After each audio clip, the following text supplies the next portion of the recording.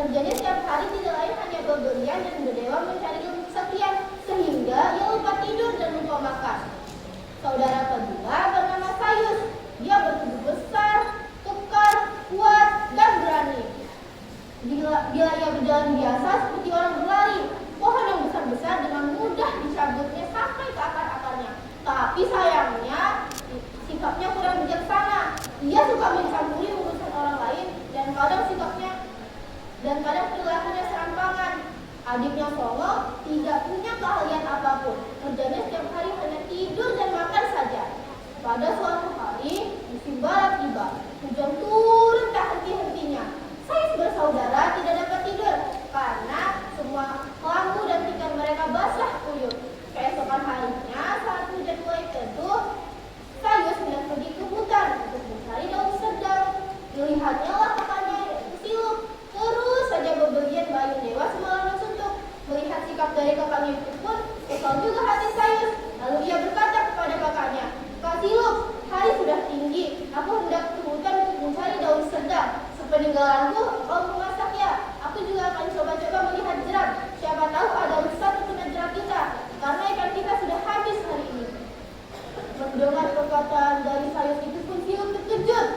Kesal hatinya karena beliaunya menjadi gagal dan harus diulanginya lagi. "Baiklah Sayus, aku berjerang," kata Siluk. Dijerangkannya periuman setengah pasok karena adik-adiknya belum makan. Songo sendiri bisa menghabiskan 15 pinggan, padahal setiap hari kerjanya hanya tidur dan makan saja. Saat Siluk hendak melihat mengambil beras, dilihatnya keberasan, kosong, ujung-ujungnya pun tidak ada. Akhirnya ia mencari Sayus dan berkata kepada Sayus, "Yus, nanti kalau kamu pulang dari hutan, kamu lihat periuk. Kalau kayunya habis, kamu tambah kayunya. Tapi jangan sekali-kali engkau buka ujung periuk itu." "Baiklah," kata Sayus. Asalkan tidak lama saja. Setelah mengatakan hal tersebut, Sayus pun pergi ke hutan. Sepeninggalannya Sayus, Siluk pun mengambil 7 helai daun padi. Dicucinya dan dimasukkannya ke dalam periuk. Setelah itu ia pun bepergian agar daun padi tersebut masak menjadi nasi. Adapun Sayus, ketika ia sudah mendapat seberkas daun sedang, ikatnya menggunakan akar tengah. Lalu ia melihat jeratnya. Seekor babi besar terkena jeratnya. Babi dan akar tengah dan daun sedang itu diikat menjadi satu. Lalu Sayus pergi ke rumah. Setelah sampai ke rumah, dihempaskannya babi serta daun sedang itu ke pelataran. Lalu ia mencari Siluk. Ternyata Siluk belum pulang. Akhirnya ia menunggu di muka pintu. Setelah lama ditunggu, Siluk juga tak kunjung pulang. Akhirnya ia menuju ke dapur untuk melihat apakah nasinya sudah matang. Tapi saat ia hendak ke dapur, dilihatnya ia teringat akan pesan kakaknya Siluk untuk tidak membuka tudung periuk itu.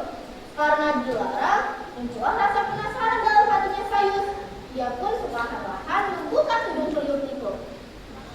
Betapa terkejutnya ia saat ia melihat isi dari periuk itu berupa nasi dan separuh berupa daun padi. Ia pun menutup kembali periuk itu.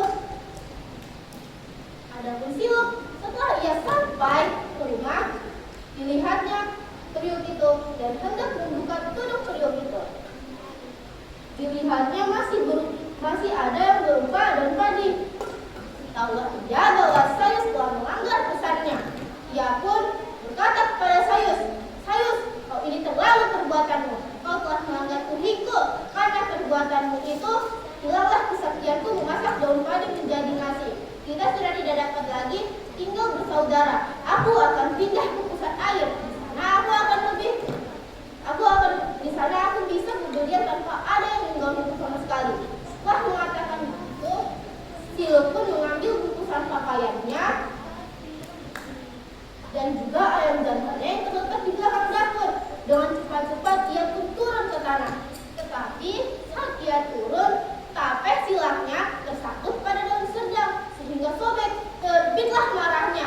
Disepaknya daun sedang serta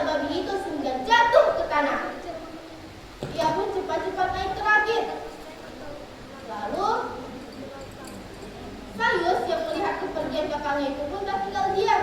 Ia langsung mengejar kakaknya. Kecepatannya luar biasa, sehingga rakitnya Siluk tertinggal jauh di belakang. Sayus pun dengan cepat-cepat mengambil batu yang besar-besar dan melemparnya ke dalam sungai, sehingga membentuk sebuah bendungan. Tetapi saat rakit Siluk mendekat, tiba-tiba air jatuhnya berkokok. Kukuruyuk, hancurlah bendungan tersebut. Rakit Siluk tak sampai di batang Mahakam. Sayus sudah tidak dapat lagi membuat bendungan karena sungainya sudah semakin lebar dan tidak ada lagi batu-batu besar seperti di Hulu Mahakam. Lalu dia berkata kepada kakaknya Siluk, "Kak Siluk, kembalilah, kasihan adik kita Songo. Siapa lagi yang akan memasak untuk kita? Siapa lagi yang akan menanam daun padi untuk kita?" Kata Siluk, "Sudah terlambat Sayus, nasi sudah menjadi bubur. Biarkan aku pindah ke pusat air sehingga aku bisa bergoyang tanpa ada yang menggangguku." Setelah mengatakan hal itu, Siluk, Rakit, dan ayam jantannya itu pun hilang dari pandangan Sayus di pusat air. Pesan moral yang dapat kita